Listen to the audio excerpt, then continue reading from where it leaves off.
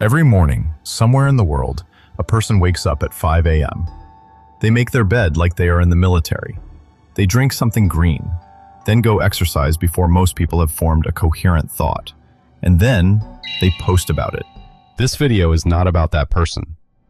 Let's talk about something the 5 a.m. crowd rarely mentions: your chronotype. Your chronotype is your biological clock. It's encoded in your genetics. It determines when your brain naturally wants to sleep, wake, and do its best work.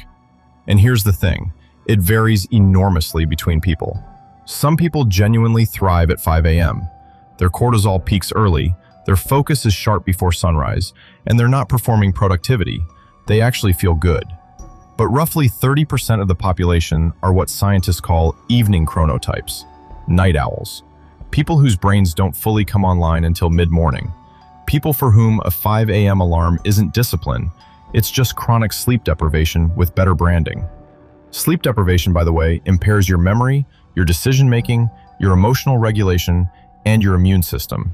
Science, it turns out, is not particularly impressed by your 5 a.m. Instagram story. Waking up before your body is ready, day after day, doesn't make you more productive. For a lot of people, it just makes them tired. And tired people don't change the world. Tired people forget why they walked into a room. So what does a good morning actually look like? Maybe it starts at 7, maybe 7:30, maybe, and stay with me here, maybe it starts when your body decides it's ready, rather than when a productivity influencer decides you should be ready. You wake up, no alarm. You lie there for a moment and just exist. You notice the light, the ceiling, the sound of whatever's outside. You stay in the softness of the morning for just a little longer. Then you make coffee, because it's warm and it smells good, and it's yours. You drink it while it's still hot. You sit somewhere. Maybe you look out a window. Maybe you read something. Maybe you do nothing at all. And the morning just moves around you, unhurried, like it has nowhere better to be. Nobody is timing you. Nobody has a clipboard. And somewhere between the first cup and the second, you remember that mornings can feel like something that belongs to you, a peaceful moment without fanfare. And for once, nobody is rushing you toward the next thing. Now, I want to say something directly to you. You've probably already been told, in some form, how your morning should look. A podcast, a book, a friend who found CrossFit, someone who woke up at 5 a.m. and decided that made them a philosopher. And somewhere along the way, you started to feel like your morning, your slow, imperfect, human morning, wasn't enough. I'm not going to tell you that's wrong. The 5 a.m. crowd will tell you that sleeping until 7 is for people without goals.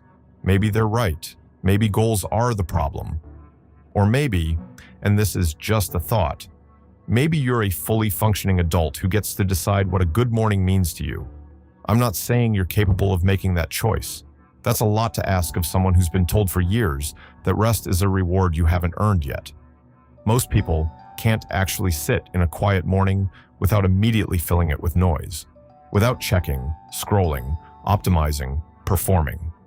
It takes a certain kind of person to just let the morning be a morning. You might not be that person. That's fine. You don't have to wake up at 5 a.m.